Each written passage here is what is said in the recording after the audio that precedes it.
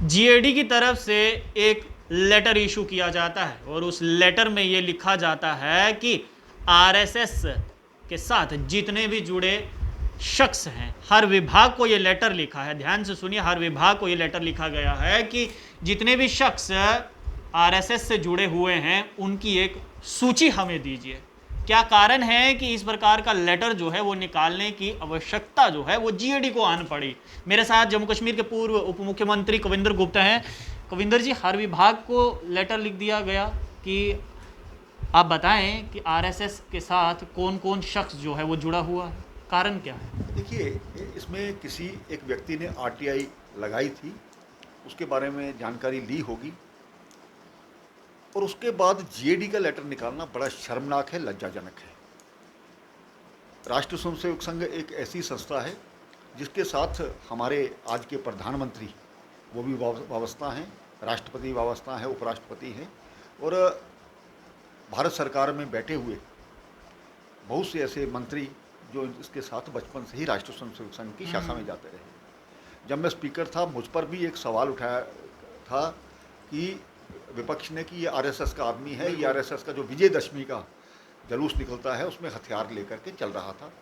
मेरी licence pistol है, मैं उसको लेके जा सकता हूँ। विजयदशमी पे हमारे यहाँ पर शस्त्र पूजा की जाती है।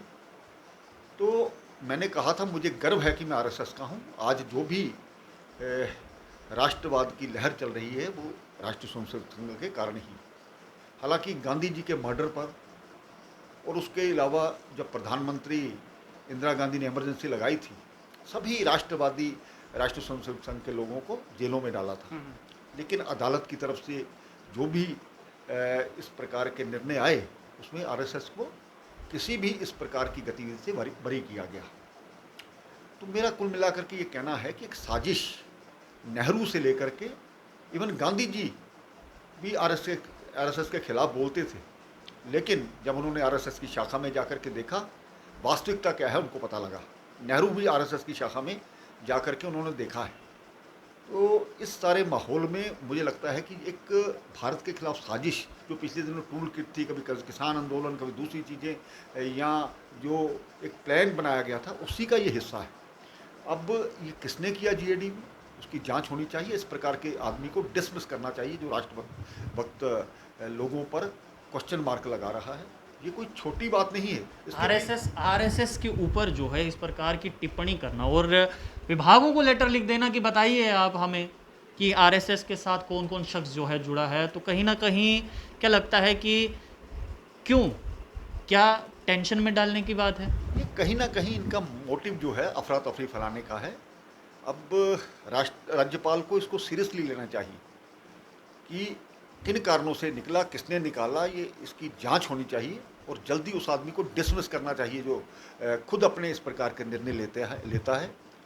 तो एक दो दिन में ये सारी चीज़ें साफ होने वाली हैं और अगर इस प्रकार का कोई प्रयास किया जाएगा उसको सहन नहीं किया, क्योंकि जैसे आपने खुद ही कहा कि देश के प्रधानमंत्री वो संघ के हैं, वो संघ के साथ जुड़े हुए हैं, गृह मंत्री अमित शाह वो संघ के साथ जुड़े हैं, राष्ट्रपति संघ के साथ जुड़े हैं और जितने भी तमाम बड़े बड़े नेता इस समय सरकार में है सभी संघ के साथ जुड़े हैं और यहाँ पर जीएडी की तरफ से ऐसा लेटर। देखिए, मुझे लगता है कोई ना कोई साजिश है।